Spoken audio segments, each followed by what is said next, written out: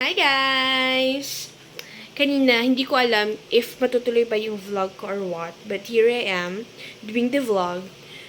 So, I'm planning to make mango float today. Tonight, wala kasi si Hubby. Meron silang ganap sa office, parang fellowship something.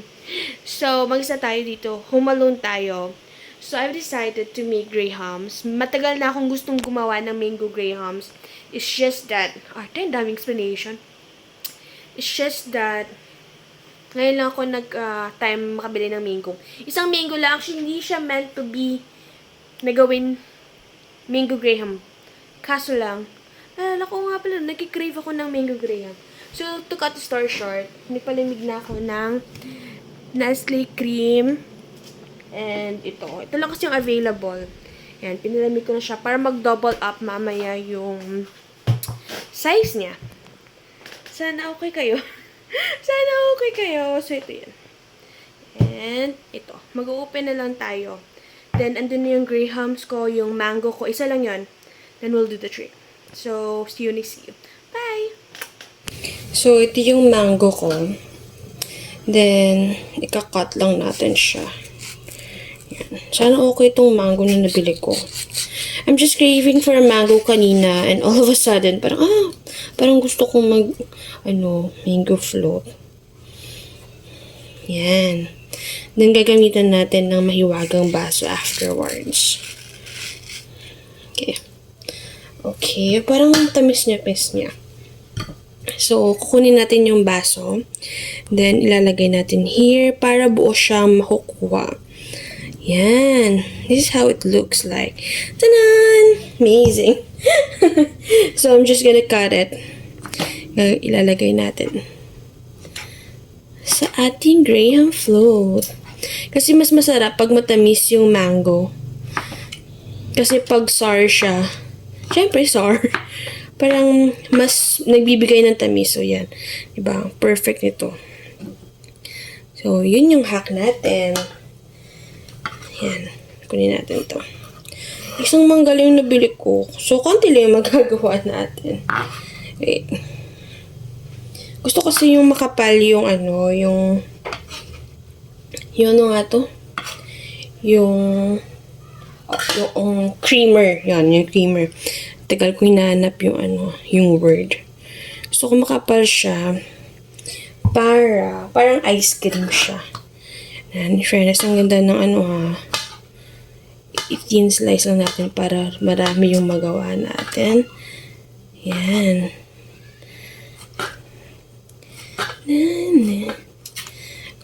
Sino ba yung mga naubusan ng grahams during New Year? Kasi nga ako, to be honest, nag-advance na akong bumili for Christmas.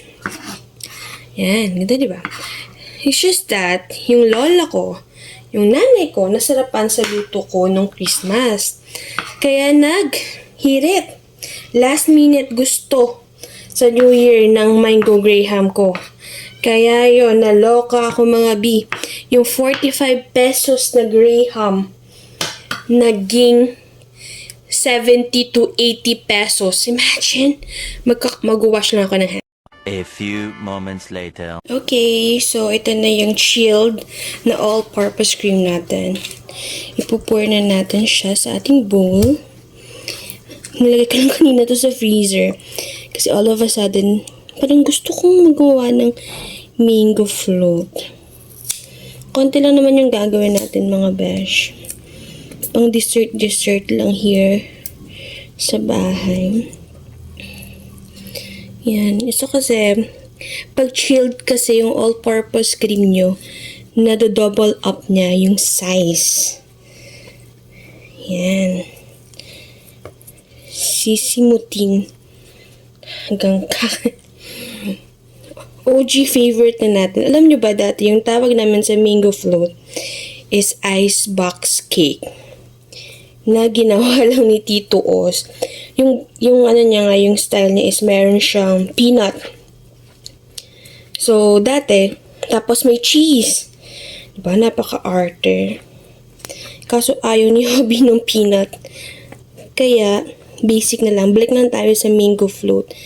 So, later on lang na nalaman namin or maybe naging mango float na. Pero dati talaga icebox cake yung tawag namin dito. Isang all-purpose cream lang. Kasi meron pa naman akong 2-in-1. Tapos, meron akong who among you bought this during pandemic? Wait. Ito yung mura. Mura lang talaga ito. Sa Shopee ko lang nabili.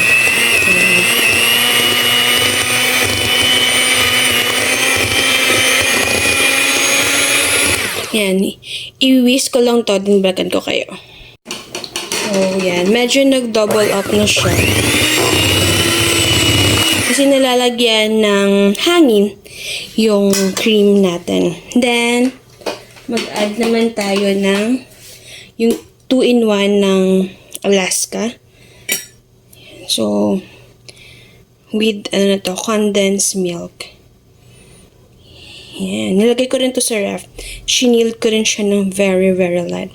Actually, this will be my first time to use this. Kasi nga, yung recipe ko talaga is Nestle cream or yung all-purpose cream at saka condensed milk. Pero dahil ito yung available sa pantry natin is ito yung gagamitin natin. At sino sa inyo dito yung mahilig sumimot or yung parang inuubos talaga yung laman ng lata? Kasi kami dati nag-uunan kami ni kuya talaga, ni Manoy o nung brother ko. So, imimix lang natin to ulit. By the way, kung gusto niyo rin to, ilalagay ko yung link yan. Kasi super mura na to, nasa around 100 plus lang. Tapos, matagal na to siya kan, parang 3 years na. Super ganda pa rin. Kasi up to, ano ba yung, hanggang 7 yung speed nito. Double up na siya mga besh. Yan, ito yung perfect na texture. Yan. So, mag-assemble na tayo. Meron ako ditong bowl. So, yung bowl ko, lalagyan ko siya ng fresh milk. Yung iba naman yung lalagay nila evap. Pero ito yung available natin. Kasi dito ko ilalagay yung grahams before natin siya ilagay sa lalagyan. Ilagay sa lalagyan. Nakakatawa yung rhyming. Before natin siya i-place or i-place, tama. Sa containers natin. Meron akong container dati na ginawan ko ng graham bar. It's just that nawala. So, mag-assemble na tayo. Malinis yung kamay ko. Huwag kayong choosy dyan na. Malinis to. At kami lang naman yung kakain ito. Kaya, please lang, don't wash me. Charot. Famous yarn. So, as I've said, ilalagay natin here. Yan. Ay, wait. Lagyan mo natin ng very light. Yung ilalim. Gusto ko kasi marami talaga yung kanyang yung super creamy niya. Yun yung gusto ko. Kasi nga kami lang naman yung kakain. Gusto ko talaga yung layering na nakikita. Yan. Ay, nasimmer ko na ng matagal. I'm sorry, mahal. Wait. Okay, savage. Savage pa to. Okay. Next. Tip, huwag nyo masyado ibabad siya. Parang gano'n lang. Yung namumove pa siya. Then, a layer of cream. Pero syempre, pag negosyo nyo to, hindi ganun kakapal yung ano ba to? Creamer. Yan. Tapos, another graham. Yan. Tiyan. Konti lang kasi yung mango ko, kaya hindi ko siya mali-layer talaga all ng mango. For the toppings na lang yung mango. Sorry po. Wala po kasi sa plano talaga. Okay, let's do this. Yan. Tapos, lagyan natin yung side here. Ayoko naman maging unfair. Charot. Lagyan natin yung side dito. Ganito lang naman kadali gumawa ng mango grahams. Pero bakit ang sarap-sarap niya? Malapit na maubos yung fresh milk ko. Pero syempre, pag nagbebenta kayo, please naman po, gumamit naman po kayo ng gloves. Pero siguro, pag malinis na, okay lang. Pero mas hygienic kasi nga syempre, diba? Yan. Tcharan! Okay. Yun na yun. Yun na yun. Next is another set of cream. Diba? Only yung cream. Para parang ice cream na siya. Yan. Sarap! Huwag masyadong punuin pala yung ano. So, last layer na yun. Kasi nga, pag masyadong puno siya, parang nagpo-form na siya. Or parang, basta ang pangit tingnan. Okay. So, lagay na natin yung ating mango na konting-konti lang naman, pero ilalaban.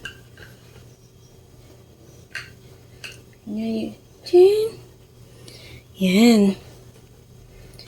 Sa side lang. Pero yung ano, I'm hoping makagawa ng at least 3 tubs. Ewan ko, magkano na ba ito binibenta ngayon? So, advisable na mag-gloves, lalo na pag binibenta kasi nga, medyo, yan. But it's kinda cute. Pero parang konti ng mango, no? Pero, sige lang. First pa lang naman yan. So, 1 tub done. Then, we're gonna do the rest. So, ito yung sasabi ko. Pag super puno, ayan, nagiging ganyan siya. So, kailangan, hindi naman siya negosyo. So, for the go, tayo ng tissue. Pour again tayo ng fresh milk or evap milk. Minsan nga yung nagamit ko yung Bear brand. Tapos, minimix ko na lang with water. Okay. Let's have another container. Okay. Yung bling-bling na gawa ng kapatid ko. So, let's put the creamer. Ako mahilig talaga ako mag-stock ng mga disposable containers or yung mga microwavable. Kasi minsan pag may bisita, alam mo yun. Maliit lang yung space namin, pero sa awa ng Diyos, nakaka-host naman kami kahit pa paano ng slumber party. Charot! Slumber party! Sino ka dyan? Pero may natutulog naman here. Huwag kayong judgy, ah. Another layer.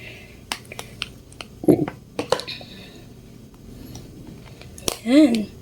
Parang ice cream lang. Alam nyo,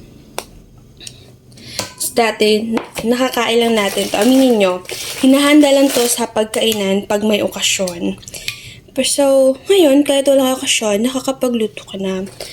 So, those are small wins na minsan natitake for granted natin na hindi natin alam, dati nakakain lang tayo ng Jollibee pag may okasyon or may celebrate. Ngayon, kahit araw-arawin mo nang mag-Jollibee, for the go na tayo. Alam mo yun, those are small wins na minsan hindi natin na-appreciate. Na dapat natin i-appreciate, diba? I'm so excited to this. Katulad nito, nakakapagluto na tayo ng mango float kahit walang okasyon. Minsan nakakapagluto rin ako ng salad.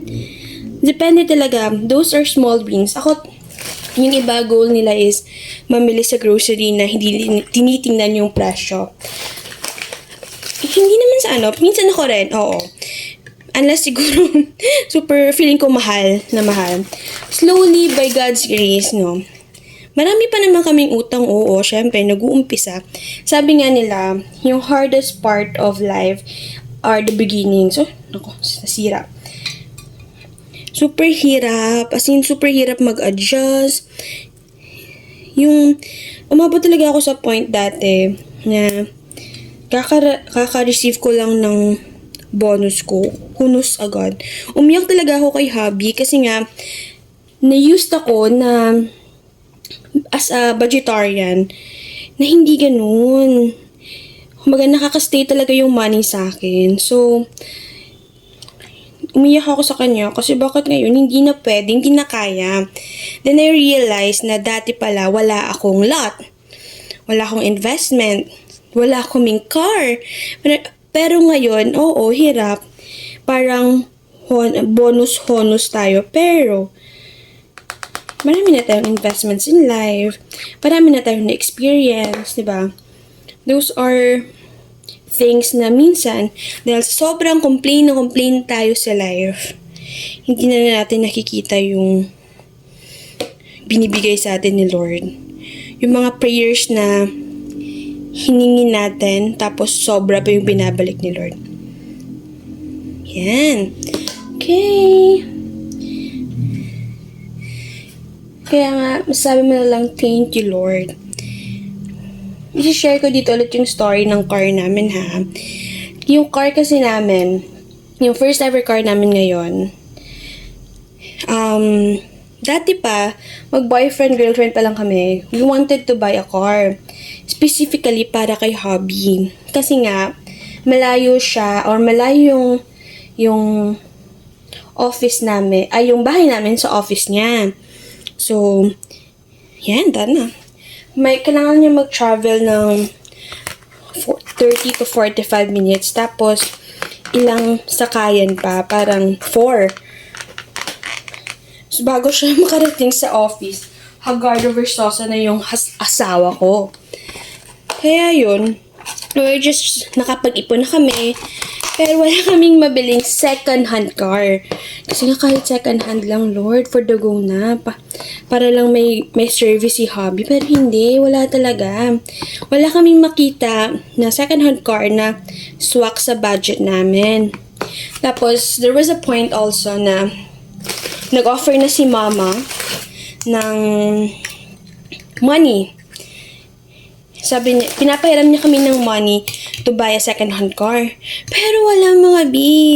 Meron na kaming plan. May minute up na actually si hubby, pero ayaw ng father-in-law ko. Kasi daw, maraming ng cons or disadvantage kung bibilhin namin yung car na yon. So, syempre, we trust our tatay kasi nga, mechanic siya. So, mas alam niya yung cons and pros of a car. So, hindi yun na-push. Hanggang naubos lang yung money na pinapalan sa amin ni mama. Naubos rin yung ipon namin, pero hindi pa rin kami nakakabili ng sasakyan. Tapos, we're just praying Lord. Hindi ko alam. It just happened na parang out of nowhere, naglakas ako ng loob na ko. Dati kasi sinasabi ko siya, baka kasi pang new car yung gusto ni Lord sa atin. Kaya hindi tayo makabili-bili ng second-hand car. So, binibiro ko siya lagi gano'n. Tapos, nag-end up kami sa idea na, kaya ba natin yung monthly? Kaya ba natin yung down payment? Parang gano'n. Yung maintenance niya. Yun yung laging issue namin. Or doon yung kami kaya ba? Parang gano'n. Ewan ko kung saan ako humugot ng lakas ng loob that I told him na kumuha tayo ng brand new car. Then, sige, hanap kami siyempre si hubby excited. Ako excited rin at happy para sa kanya. Then, yun. Nakakita kami ng car na super swak sa budget namin at the same time sa needs namin. Tapos, nag-decide na kami mag-loan sa bank. Meron na kaming, may mga trusted friends na kaming nahinga ng help para mas makamura. Tapos, ang funny part pa kasi nga, pag si Lord talaga yung gumalaw, ang smooth lahat ng transaction. As in, parang meant to be talaga yung pagbili naman ng car that day. Kasi, yung application namin, ang bilis na approve. Tapos, yung lisensya ng asawa ko, expired na pala. Meron kasi siyang non-proof na driver's license. Expired na. Tapos, travel pa siya. So, pagdating niya from Cebu, pumunta siya sa LTO, baka sakali. Kasi nga, hiningan kami ng LTO driver's license chuchu. I-attach dyan sa, sa car namin. Nakakatawa kasi nakuha niya lahat in just one day or one afternoon lang ngayon. Inahabol siya ng ng sales rep or ng taga-bangko para magpapirma ng mga documents kasi nga andun siya sa sa LTO. So pinuntahan pa siya doon para mas maging smooth. Then wala, na-approve. Tapos yung nakakatawa pa kasi nga yung day na mismo na kukunin namin yung car, yung friends namin has no idea. Even our office mates, wala talagang ka-idea. I even told the sales rep or yung agent sa car na wag na i-post. Pero syempre, inilaban niya kasi nga, pangit ito, pero for the go. Inilaban niya kasi nga, kailangan daw for promotion rin, yan. And yun, ito yung sabi ko, yan. Pero kasi nga, last na lang naman. Look at the layers. Ay, sorry. Yan. Kita niyo pa ba yung grahams? Pero bongga yung layering niya. Yan. Yan. Wala nang layering. Maybe mamaya. Pag nag-slice na. Yan. So, ano nga yung sasabi ko?